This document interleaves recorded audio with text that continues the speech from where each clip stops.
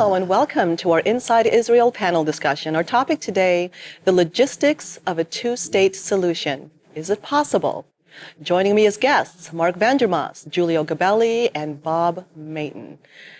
Now, I'm going to give my little point of view here, and I'd like you guys to take it away.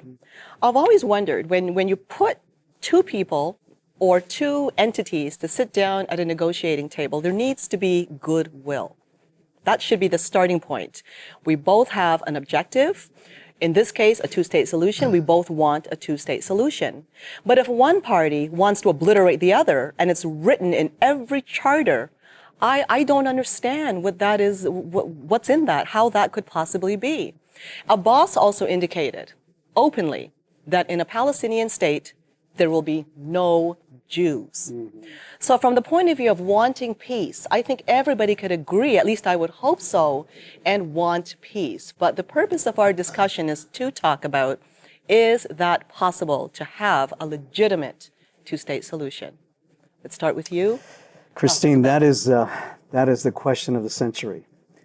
Personally, I believe it's not possible to have a two-state solution. As some experts have actually said, the vision of a two-state solution simply remains a vision. And to implement a two-state solution practically is literally impossible. I personally feel that the Bible makes it very clear that once the Jewish people returned to the land, God had given them that land, and that land would not be divided.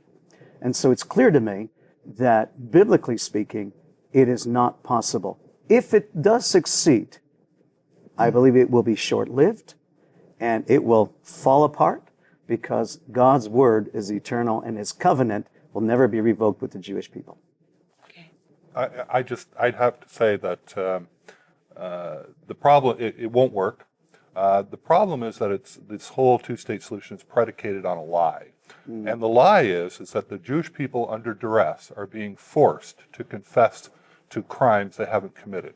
They're being forced to confess to land theft. They're being forced to confess to illegal occupation.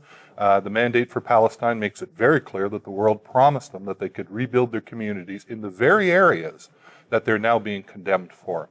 So the solution is to stop talking about solutions and let's look at the original two-state solution from the League of Nations, yes, the mandate for Palestine. And in my opinion, I think what should happen is that the Prime Minister of Israel should call a moratorium on all solutions until the world re-acknowledges and promises to respect the promises and obligations that were in that original solution. Only then can there be any solution discussed, whether it's a one-state solution or a two-state solution. Okay, Bob? There's a convergence of events going on currently which create a real problem for Israel. It may be an opportunity, as I've said in the past, but it could also create some risks for Israel, which is that the borders and the boundaries and the balance of power between Russia and the U.S. is being reshaped in the Middle East. Iran is coming into the picture. There are possible alliances coming up between Sunni Hamas and Iran. The Palestinians seem to be taking advantage of this uncertainty in this situation by refusing to come to the negotiation table. They've threatened to withdraw from the Oslo Accords, which are the foundation of negotiations. They're also raising a Palestinian flag at the UN just a couple of weeks ago. And so we see that the world is not interested in supporting Israel at this point as a whole, except for the U.S. and Russia. But that support is very ambiguous at this point, and it's not clear where that will go. So the Palestinians are using a strategy of confronting Israel, of trying to force them to concede. There are tunnels being built. All the money that was given to the Hamas to replace the buildings and structures that were lost and destroyed during the 2014 Israeli excursion into Gaza are being, all that money is being used to buy armaments and to dig tunnels and offensive structures. There can be no trust with an organization that does this kind of thing. And so the situation seems to militate against it at this point. The Palestinian suffering is what tends to really grip people's heartstrings and lead to a lot of these debates, and it ends up being a fiery debate. What about the Palestinians? I think we could agree that the Palestinians are suffering, but Israel is the one that gets to blame. Hamas is the one that, for instance, hides their weapons, human shields. They'll put it in hospitals. They'll put it in schools and in public areas. Israel goes in, their defense forces, and they'll announce, we're about to strike. We're about to retaliate based on the strike that you first did. And then when all these deaths come up because they refuse to, well, it's not that they refuse to move. Their own leadership tells them don't move. Then Israel gets the blame. And I think this is one issue that is very, it's an explosive one, the suffering of the Palestinian people. And the biggest question is, at whose hands? Yeah, historically, I mean, it's been proven that the Arab nations are using the Palestinians as pawns right now.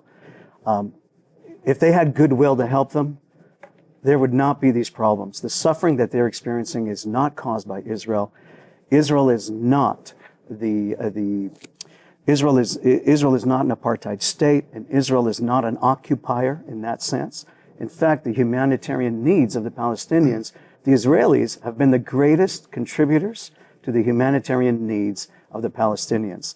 Unfortunately, that is not being disseminated in the international community. I'm glad you're bringing that up, because there have been many eyewitness reports that does not make it into the mainstream media of the Palestinian people at the ground level diametrically opposed to their own leadership. Yes. And if you happen to visit Israel, the happiness on the Palestinians' faces when they're intermingling in areas like East Jerusalem, which is considered disputed territory, it is amazing to see the happiness of the Palestinians. They're working, they're thriving, and they're happy. But we keep hearing the worst part of the news during attacks that were not facilitated or initiated by Israel. Well, you have to look at the power of the narrative, and that was brilliant what the Soviet Union did in turning the anti-Israel movement from one of pushing them into the sea to one of portraying these people as victims was absolutely brilliant. So now